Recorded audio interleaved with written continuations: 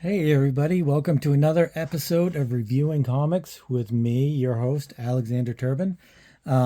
This week we're going back to 1986 in an Aircel published comic book called Stark Future.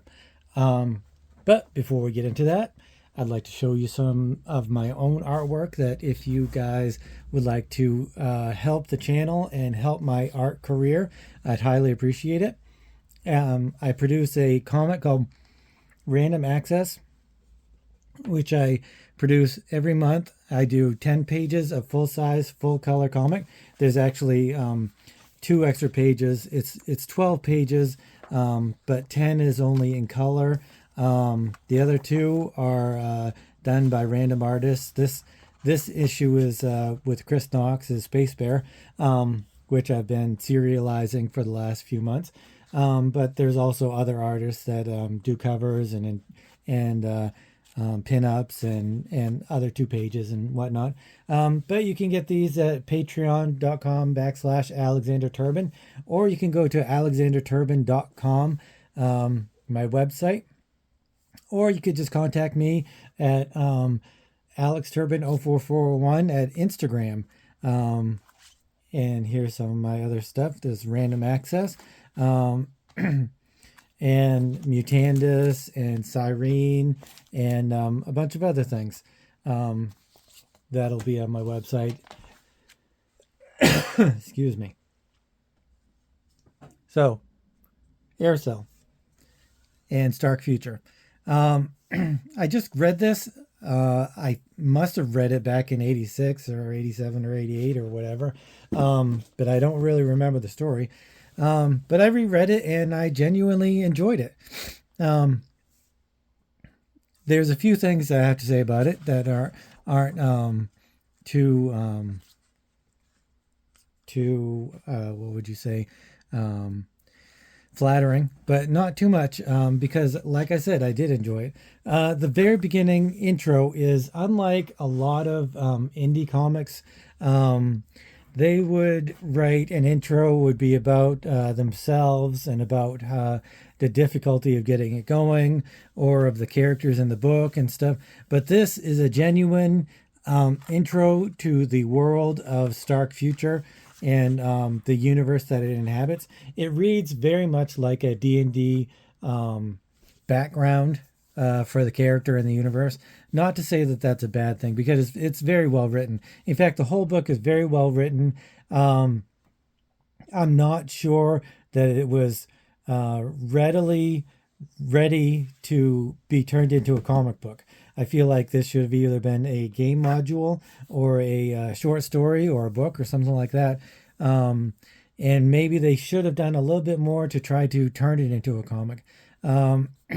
Because if you're going to use a story that is as complex as this, you really need to dig down and bring out everything that's good about your story, and kind of put to the side things that aren't really necessary. I guess it would be like editing a movie, like Dune. This is very much inspired by Dune. You can tell right off the bat. It has a lot of influences that you can see.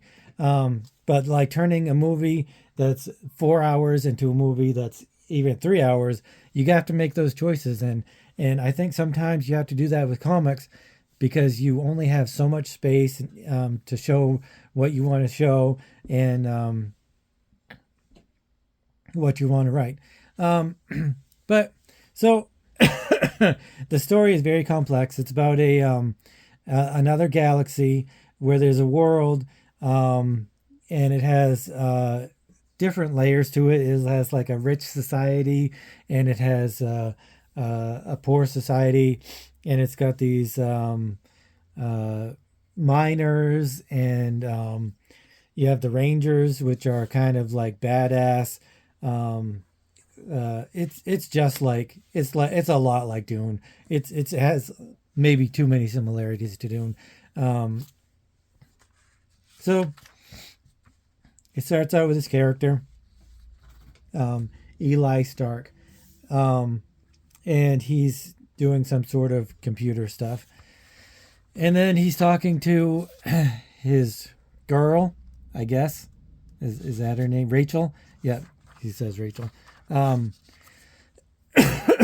they've got a call from Herod, which is the city, the only city on the whole planet. And these rangers, they live out in the sandstorms, much like the Atreides. No, not the Atreides. I don't really know Dune all that much. Um, I've just seen the movies. I've never actually read the books.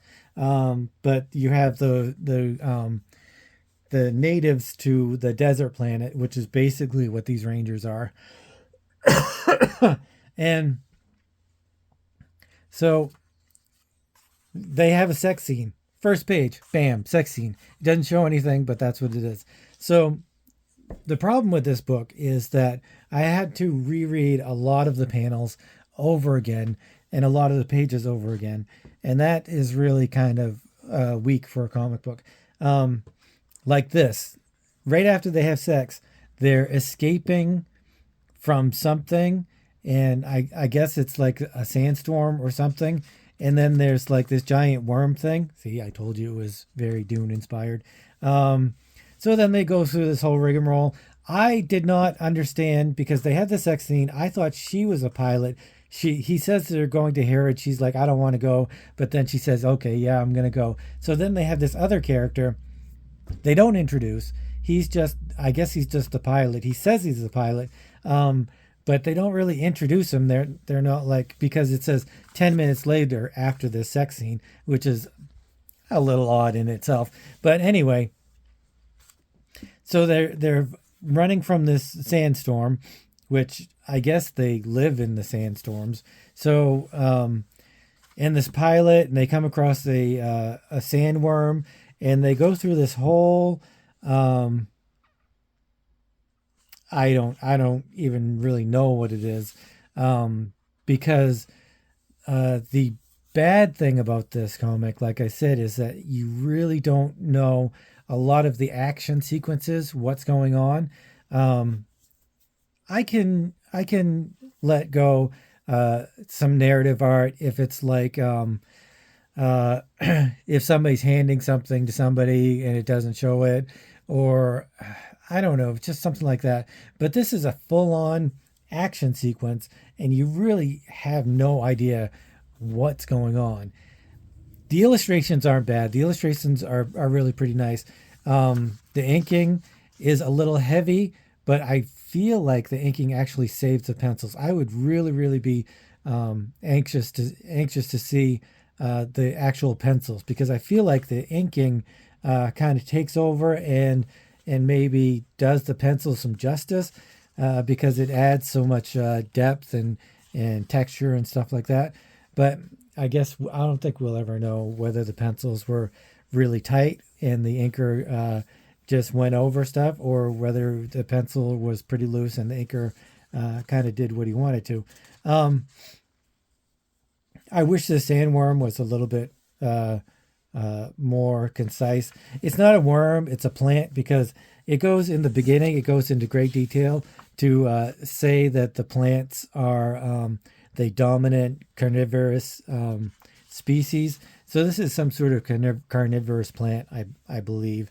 And so here's the sandstorm. It's a cool effect with the sandstorm, but this whole next couple pages, I just don't really understand what's going on. They shoot it a few times. They go up into the sandstorm and then down again for some reason. I don't really exactly know why. But so then they end up in Herod. They have a symbiotic relationship, the Rangers, with the high ups of Herod, I guess, the controllers of Herod, because they need these energy rods for their ships to keep working, so they can withstand the sandstorm, which doesn't really make a lot of sense, but that's perfectly fine. These guys remind me a lot of the creatures that created the clones in the Clone Wars, but they don't act like it. They're kind of sassy. Here's one page. because I guess I'm going to break down the pages as I'm going through. Usually I go through the book and then kind of go back and analyze the writing and the art a little bit. But I think I'm going to have to go panel to panel or page to page because there's a few things that are a little unusual. Like this here, this diagonal architecture of the page. It goes all these panels, and you don't really know exactly what's going on. They're having some sort of issue with the Rangers, the inhabitants of Herod. They're going up an elevator, I guess, which is perfectly fine. And the diagonal is I actually think it works, and I like it. You do have to kind of go like this to read it, which is okay because sometimes it's okay to require more from your reader than usual, and I'm okay with that. It's like the Swamp Thing issues where it goes around and around, and you have to turn the comic book as you're reading it. So it's a cool little device, and I could probably use that too sometime. But it has to be very specific. I don't think you can use it more than once or twice, even in an issue or even every few issues. So this comic actually went to 17 issues.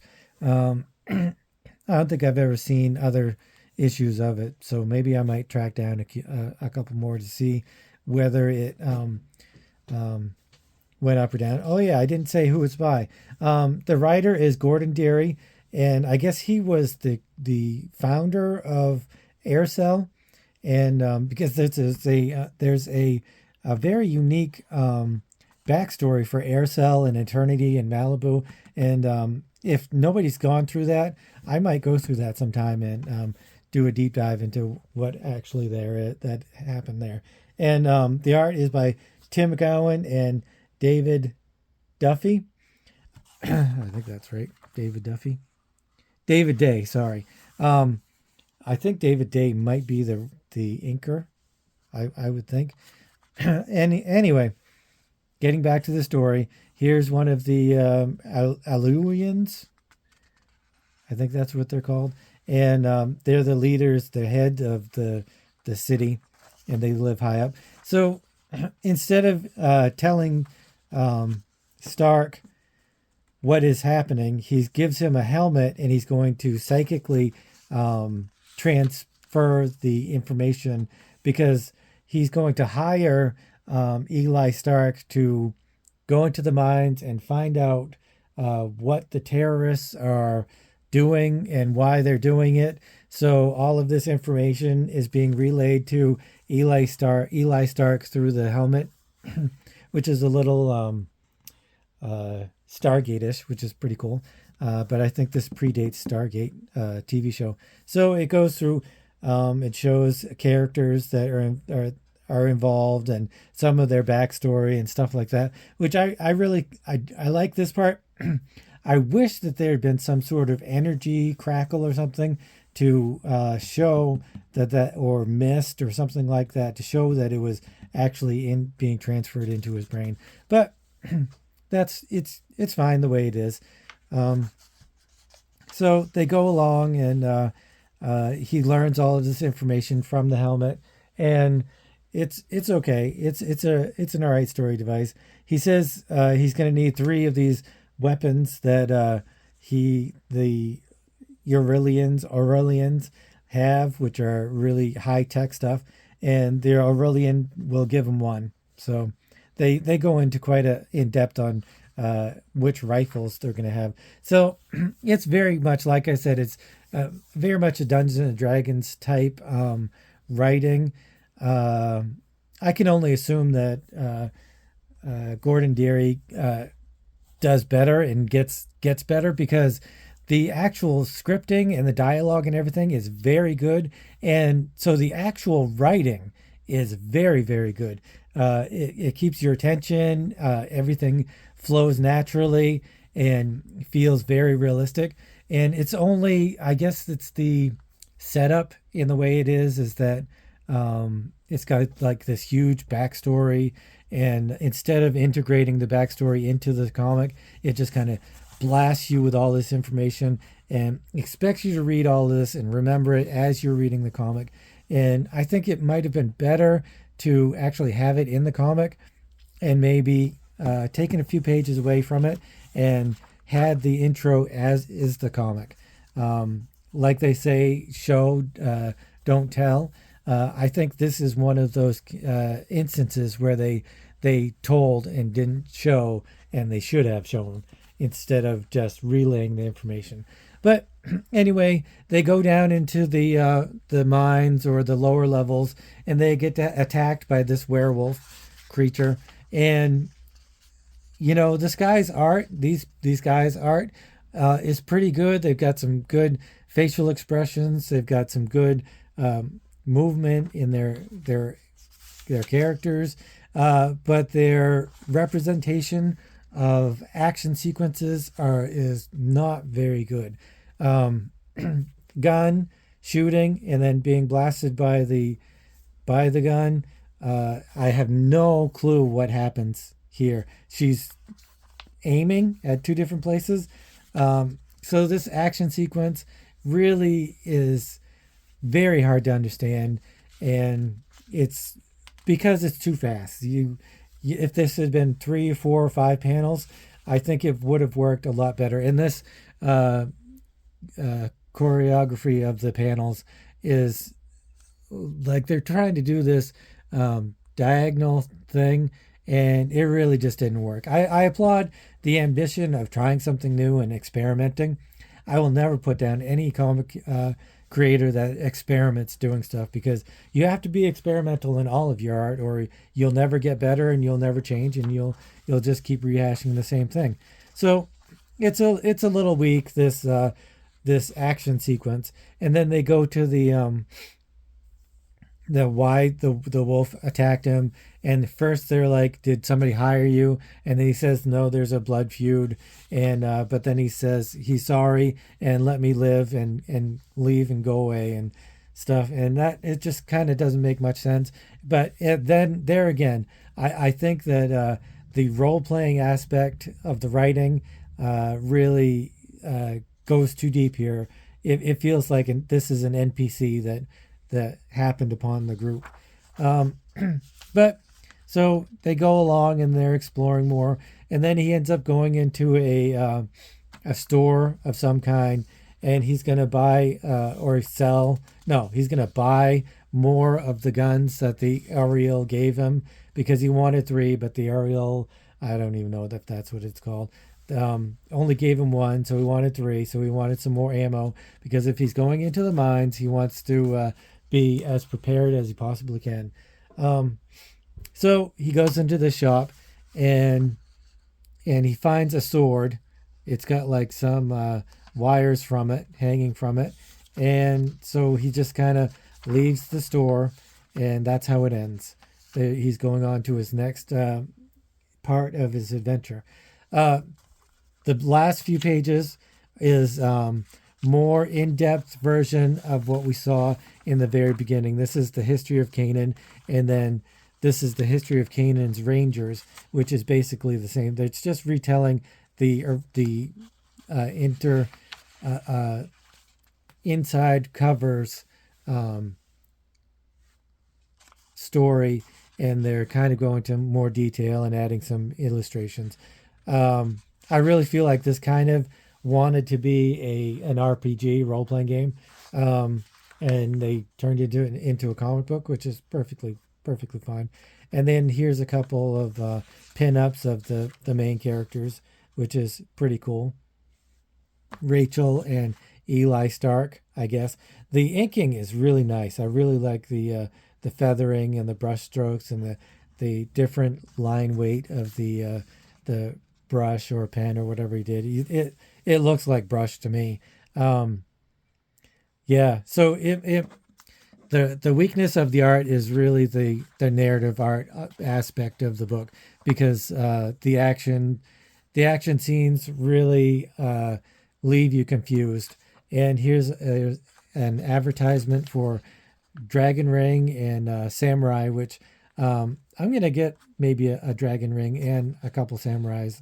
I have one that I was going to review, but I kind of want to get issue number one.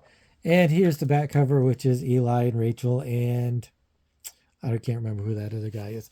So, yeah, I mean, I would say if you're really into sci-fi, because this is very classic sci-fi stuff, and I'm a sucker for any kind of sci-fi thing. I will watch the worst garbage on the Sci-Fi Channel. I don't care what it is. Um, so, which is kind of what this is. It's an algorithm of all of these different sci-fi tropes, um, taken really from Dune. I thought in the beginning that it was going to be more like Space Hunter, but it really kind of strayed away from that and turned more into a Dune type thing. But I mean, it was a good read. One of the things I did think was the word balloons. I really wish that, or I don't wish that. Yeah, I do wish that the word balloons were a little bit more traditionally comic book um, used. Uh, I don't know. Word balloons are so difficult because I am horrible at doing word balloons and lettering and stuff. So it's really hard for me to critique lettering and word balloons. But if it distracts from the story, then yeah, I think I have to say something about it, which I think it does. If it was traditional oval word balloons, I kind of feel like that would be a little bit better. Um, it makes me feel like the word balloons are an afterthought and they're trying to fit them in wherever they can. Um, but also it's just a little I don't know. I'm not really into them. I wish they had done traditional word balloons.